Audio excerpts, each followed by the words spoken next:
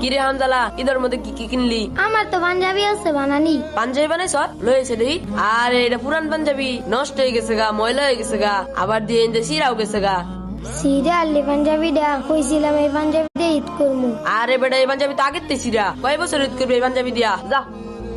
আসসালামু আলাইকুম, ভালো আছেন? আলহামদুলিল্লাহ ভালো আছি। চাইছিলাম একটু পোলাডারে নিয়ে যাইতাম দোকানে, ঈদের লেগে পাঞ্জাবি বানাবো তো, এই জন্য একটু মাপসাপ দিউর লাগে। আচ্ছা, একটু তাড়াতাড়ি দিয়ে যান, ঈদের আগে আগে তো মাদ্রাসা ছুটি হয়ে যাবে, পড়া এখন অনেক বাকি আছে। আচ্ছা ঠিক আছে হুজুর।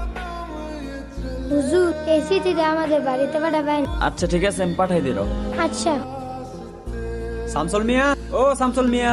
আইনে কেটা গো ডাক্তার শুনকে, এর আগে তো দেখছি না এলাকার কোনো সময়। আমি তো পিয়ন, এটা শামসুল মিয়ার বাড়ি না?